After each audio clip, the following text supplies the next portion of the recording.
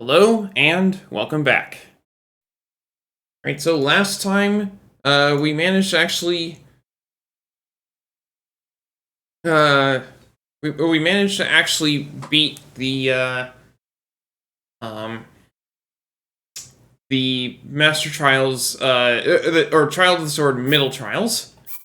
And so this time we're loading in and going to see what the final section is called. I don't know if this Final Trials or Ending Trials or what, but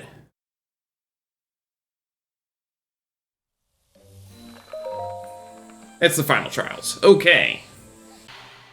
We also did quite a bit of the southeast corner, the Farron region, and we'll be finishing that today. Oh, we're doing weather now, huh? To the Blade's chosen hero, in the name of the goddess Hylia, I offer the Trial of the Sword. You are nearly worthy of wielding the true splendor of the Master Sword. You must fortify your mind, body, and soul by eradicating all obstacles that appear in this realm. In this illusory realm of sacred mystery, anything can happen. All that you obtain here will be lost upon your return to the reality you know. Chosen hero of the Master Sword, overcome the trial of the sword and claim the blade's true splendor. Yeah, we've got lightning right now. That's fun. Undead on horses! Yay! I have no confidence in hitting these guys while they're moving around. Ow.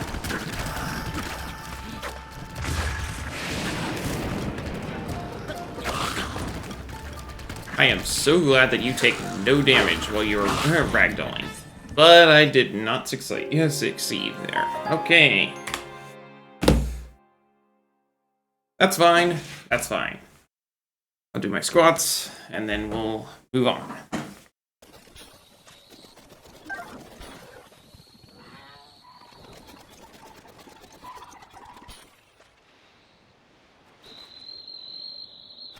I heard it this way. Where'd it go?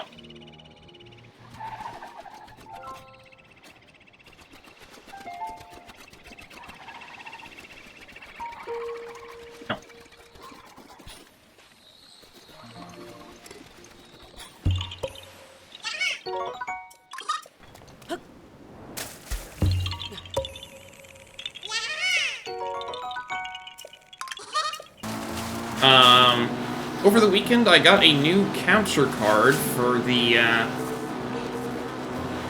for capturing my phone, so it should do a much better job now, and at least, and even pick up on the audio.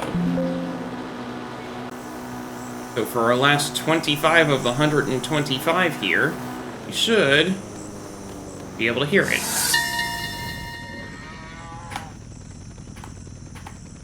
Cape Cressia is commonly referred to as Demon King's Claw, but nobody seems to know the origin of that name. Areas where evil spirits gather occasionally experience unique topographical shifts. I find myself wondering if this is such a place.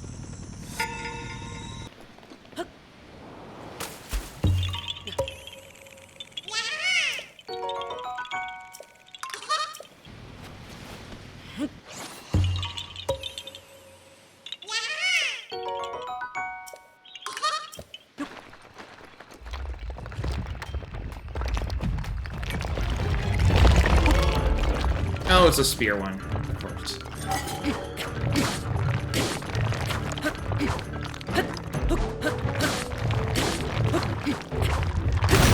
There we go. It's really hard to reach that.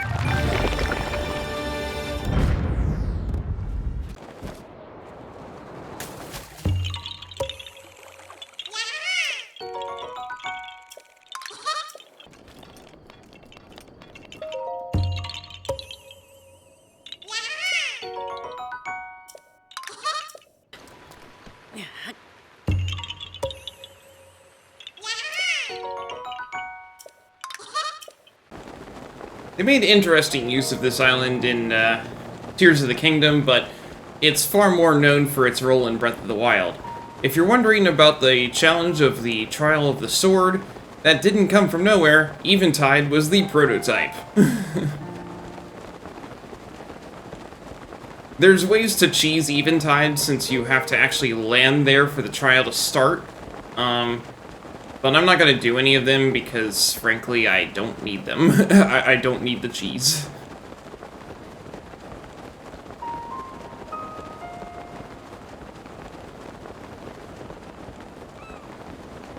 Instead, my cheese is I'm not going to land right on the shore.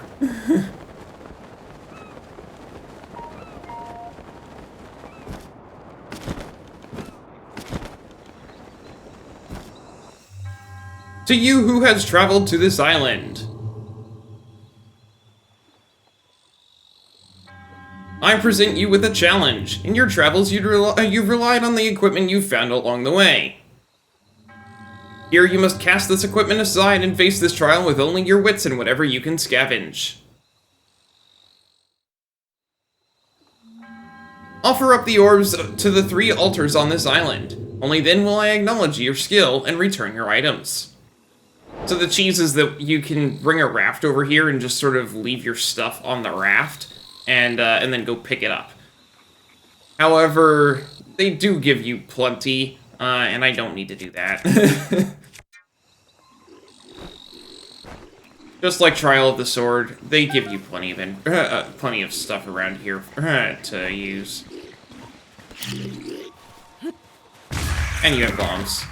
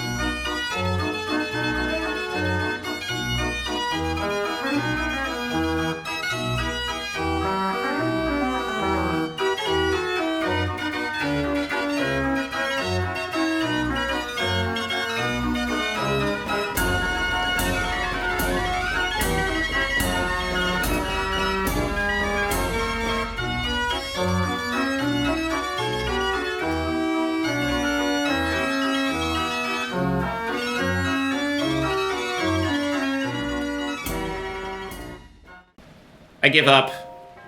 That's it then? No! The orb is out of bounds! Very well, I shall return your equipment to you. Visit the island again should you wish to prove yourself. Where's it gonna put me? This is ridiculous. All I needed to do was grab the orb, but the orb was out of bounds. Oh, and I'm all the way up here. That's fun. Thanks. Guess I'm going back. Why? Why do you have to do that? I can't save and reload, but the orb's out of bounds, so I can't get it back.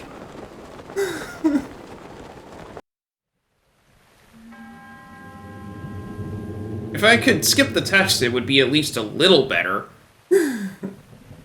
Okay. Annoying. Now I have to redo it with a thunderstorm. Yay. Ow.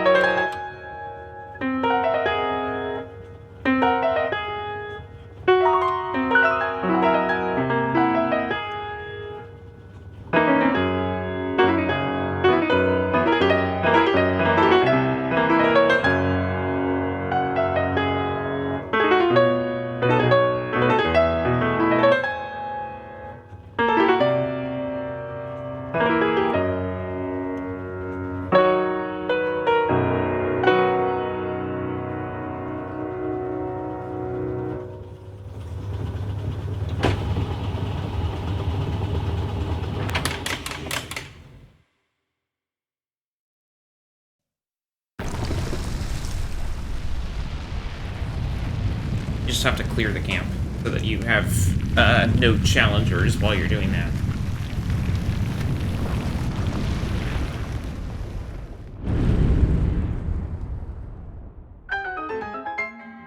You've done well to complete the trial. I will now return your things, as I promised.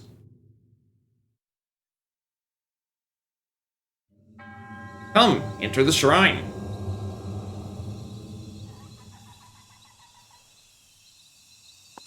Well, that was way harder than it needed to be.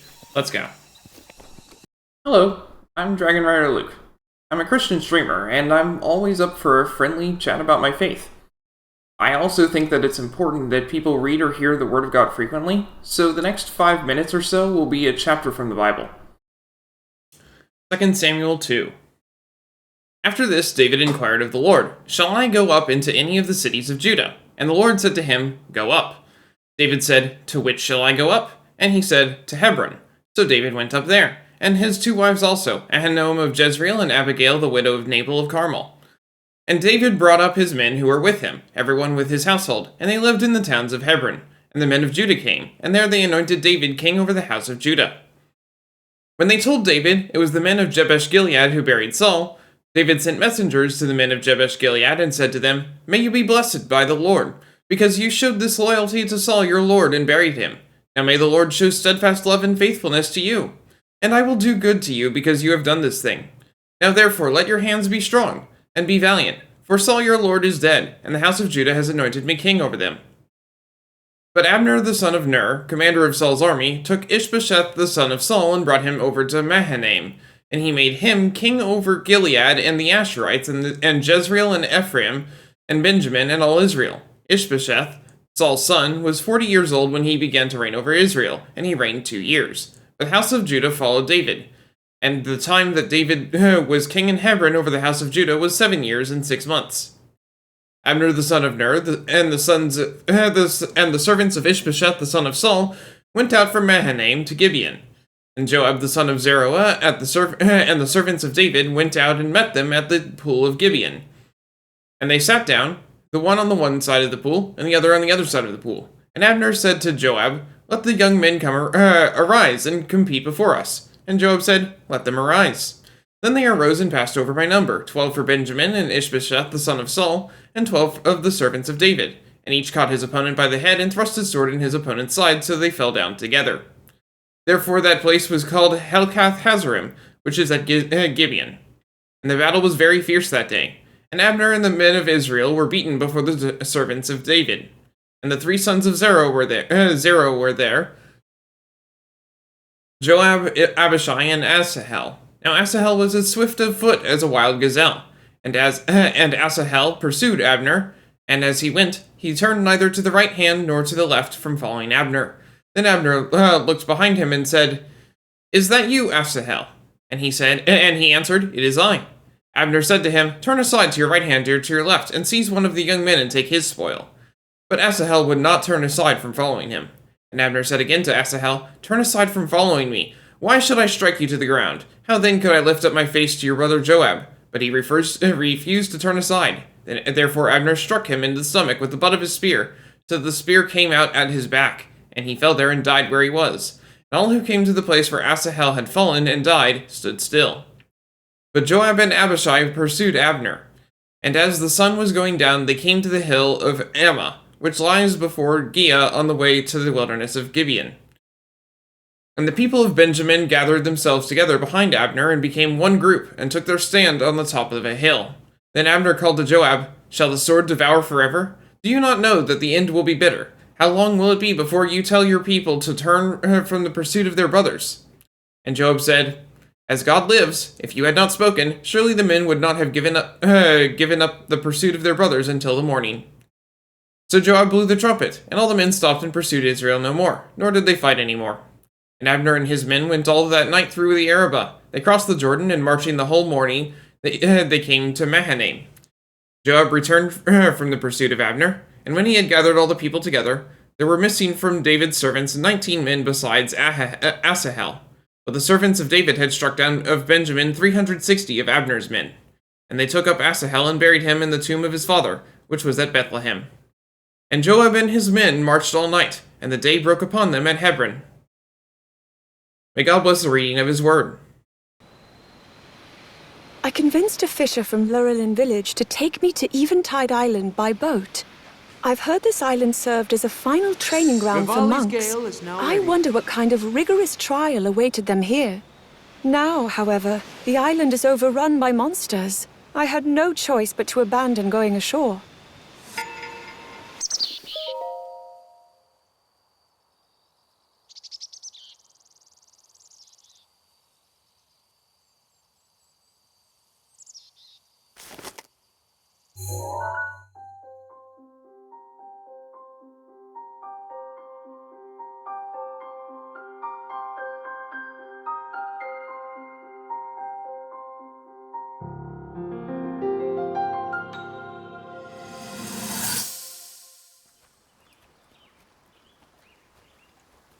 From here, we'll make our way to Goron City. Then, we'll need some adjustments on that divine beast so Daru can manage it as easily as possible. He's figured out how to get it to move. However, it's apparent that we still have much more to learn. But to think, that divine beast was actually built by people. That means we should be able to understand how it works and how to use it to our advantage. These divine beasts, so much we don't know. But if we want to turn back Calamity Ganon, they're our best hope.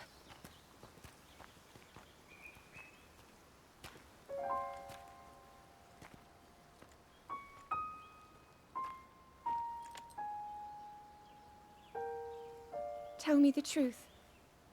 How proficient are you right now wielding that sword on your back? Legend says that an ancient voice resonates inside it. Can you hear it yet, hero? She's talking about Fee, by the way, from Skyward Sword.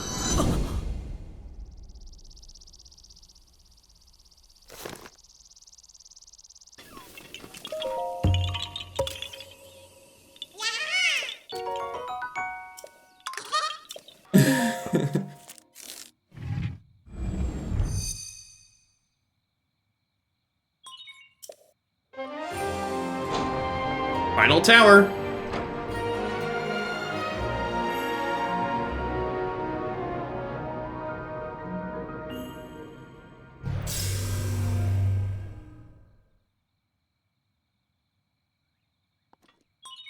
Scanning area.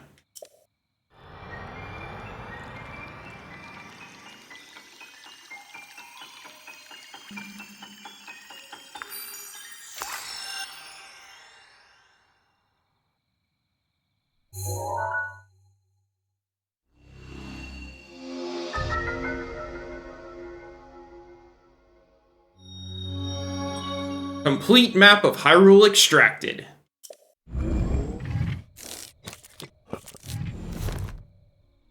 The entirety of Central Hyrule is rife with guardians, and I do not want to confront them, so that's why I left it for last. Unfortunately, I do eventually have to come here.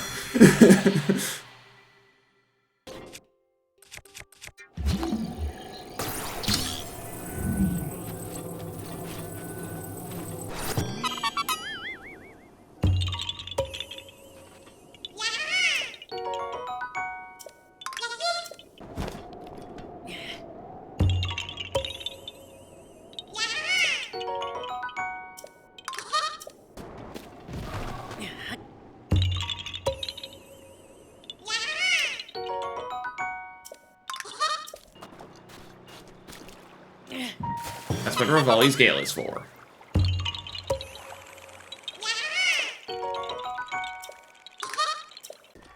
Rocking a tree.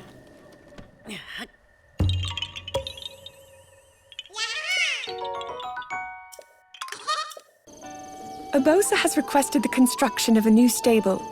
The Gerudo often leave the city to travel when they come of age, so she asked for the stable to be set up near the entrance to Gerudo Canyon so they can prepare for their journey. This seems like just the right location for such a place.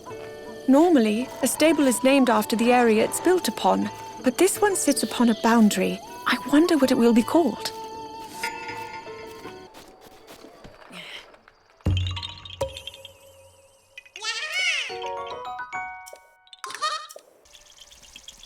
Oh no.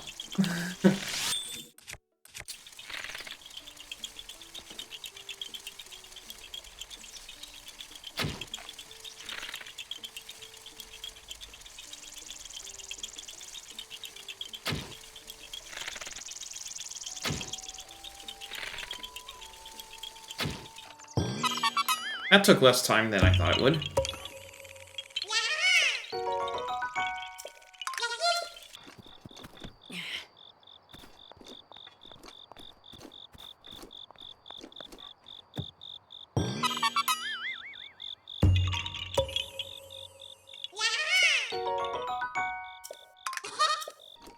We're quickly coming up on the end of the game.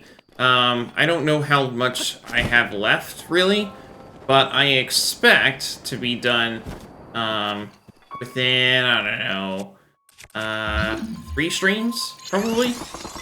Definitely by the end of the month.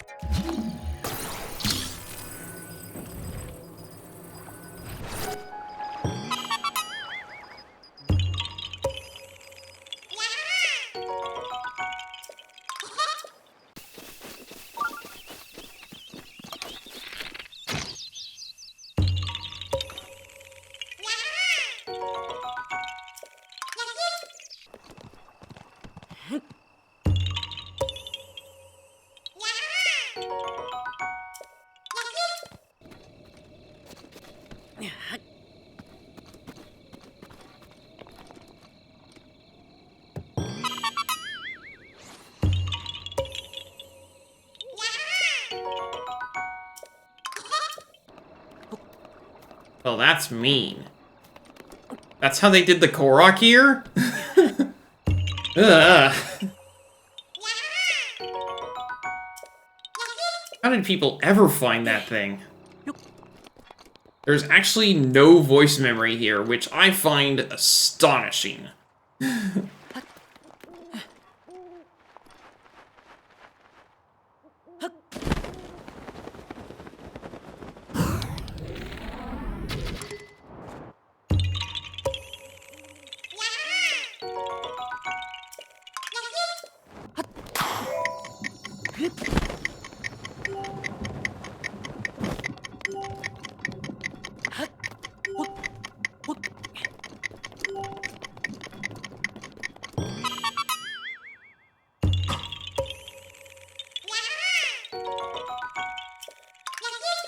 Alright, it's